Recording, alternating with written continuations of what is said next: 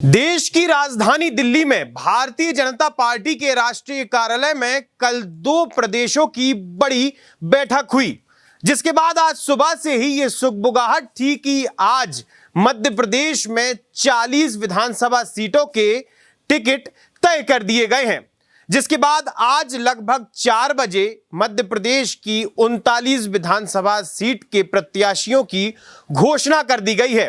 ऐसा पहली बार हुआ है कि चुनाव की डेट आने से पहले भारतीय जनता पार्टी ने अपने उम्मीदवारों की सूची घोषित की है। इस बारे में ज्यादा जानकारी के लिए हमारे साथी अंकित शर्मा मौजूद हैं। अंकित, ताजी ये पूरी सूची सामने आ रही है। पहली बार हुआ है कि 39 लोगों का नाम चुनाव की डेट आने से पहले ही घोषित कर दिया गया भाजपा। ये कयास कल से ही लगाए जा रहे थे आशुतोष, चूंकि कल प्रधानमंत्री नरेंद्र मोदी और जेपी नड्डा की मौजूदगी में एक बैठक आयोजित की गई थी, जिसमें मध्य प्रदेश के चुनिंदा नेता और छत्तीसगढ़ के चुनिंदा नेता थे। इस बैठक में खास तौर पर अमित शाह, जो कि मध्य प्रदेश की लगातार मॉनिटरिंग कर रहे हैं, इन सभी की मौजूदगी में ये बैठक देर रात के 11:30 पौने 12 बजे तक चली थी। और तब से ही ऐसी सुगबुगाहट थी कि जल्द ही भारतीय जनता पार्टी दोनों राज्यों में प्रत्याशियों की एक सूची जारी कर सकती है। आपने जैसा बताया कि ये पहली बार हुआ है कि भारतीय जनता पार्टी ने इलेक्शन कमीशन की चुनावों की डेट से पहले ये सूची जारी की है, तो इसके बड़े मायने हैं। कल से ही लगातार देश भर के तमाम राजनीतिक पंडित ये कयास लगा रहे थे कि मध्य प्रदेश में कुछ बड़ी राजनीतिक हलचल यानी कि प्रत्याशियों की सूची हो सकती है। अब तक आपने ये देखा होगा कि जब भी मध्य प्रदेश में विधानसभा चुनाव हुए हैं, तब मध्य प्रदेश में खास तौर पर भोपाल से ही विधायकों के नाम तय होते थे और आला कमान उन पर मुहर लगाता था। लेकिन इस बार पहली बार ऐसा हो रहा है कि मध्य प्रदेश की राजनीति में पूरे तरीके से केंद्र का हस्तक्षेप देखने को मिल रहा है।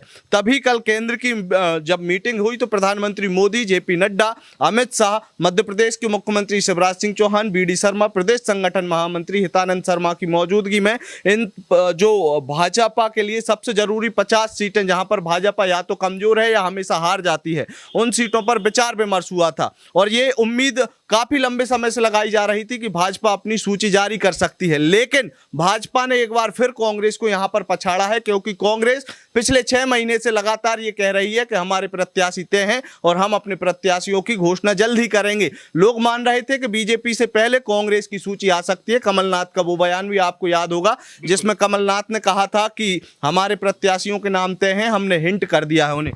ये सब बातों से इतर मैं जल्द से जल्द अपने दर्शकों को उन सूची में जो नाम है उन नामों पर बताऊंगा और उन नामों के पीछे के मायने भी बताऊंगा। जी आशुतोष, ये जो सूची जारी की गई है, जो आप बता रहे हैं कि इन सूची को मैं बताऊंगा, नामों को बताऊं, किस फैक्टर को ध्यान में रखते हुए इस सूची को तय किया गया है? नाम सबसे पहले ही मैंने वही बात बताई थी आशुतोष कि भारतीय जनता पार्टी के द्वारा जो 39 विधानसभाओं के प्रत्याशियों की आज सूची घोषित की गई है, ये सभी वो क्षेत्र हैं जहां पर भारतीय जनता पार्टी के लिए रेड फ्लैग लगा हुआ है। या तो वहां पर उनके प्रत्याशी या फिर पार्टी हमेशा से कमजोर रही है या वहां पर हारती आई है। कुछ सीटें इसमें ऐसी सीटें हैं, हाँ, कुछ सीटें ऐसी हैं आशुतोष कि जिनमें कभी बीजेपी जीती थी, कभी कांग्रेस जीतती थी। लेकिन अब मैं आपको बताऊंगा, चूंकि दर्शकों के मन में भी धड़कनें बढ़ रही होंगी कि आखिर हमारे क्षेत्र का कौन प्रत्याशी है, तो दर्शकों की धड़कनों को पूरे तरीके से थामने का काम आयुक्त करेगा। और जैसे ही विधानसभा चुनाव से बड़ी हर छोटी बड़ी अपडेट आएगी विधानसभा चुनाव से जुड़ी, हम सबसे पहले आप तक पहुंचाएंगे।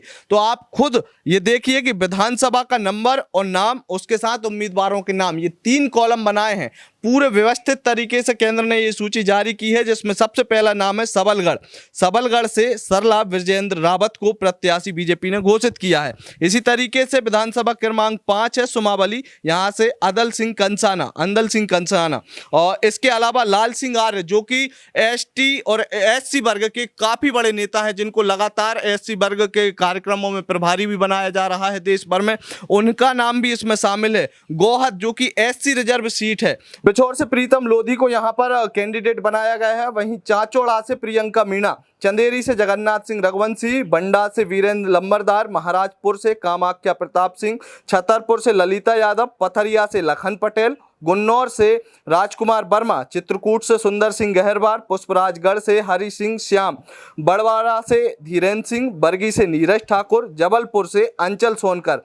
इसके अलावा शाहपुरा ओम प्रकाश धुर्वे, बिछिया से विजय आनंद मरावी, बैहर से भगत सिंह नेताम, लांजी से राजकुमार कर्रे और बरघाट से कमल मस्कोले, गोटेगांव से महेंद्र नागेश, सौंसर से नाना भाऊ महोडे, पांडुरना से प्रकाश उइके, मुल्ताई से चंद्रशेखर देशमुख, भैंसदेही से महेंद्र सिंह चौहान, भोपाल उत्तर से आलोक शर्मा को, बड़ा नाम है, भोपाल उत्तर से आलोक शर्मा को टिकट मिला है। भोपाल मध्य से ध्रुव नारायण सिंह की भी यहां पर घोषणा कर दी गई है। ध्रुव नारायण सिंह आधिकारिक प्रत्याशी बन गए हैं। सोनकच्छ से राजेश सोनकर, महेश्वर से राजकुमार मेव, कसरावत से आत्माराम पटेल, अलीराजपुर से नागर सिंह चौहान, झाबुआ से भानु भूरिया, पेटलाबाद से निर्मला भूरिया, कुक्षी से जयदीप पटेल, धर्मपुरी से कालू सिंह ठाकुर। तो कुल मिलाकर ना यहाँ पर प्रत्याशियों के आधिकारिक नाम लिए गए हैं, बल्कि कुछ चौंकाने वाले नाम भी। आलोक शर्मा जो कि भोपाल के पूर्व महापौर हैं, उन्हें भोपाल उत्तर से प्रत्याशी बनाया गया। ये वो सीट है जहां से अब तक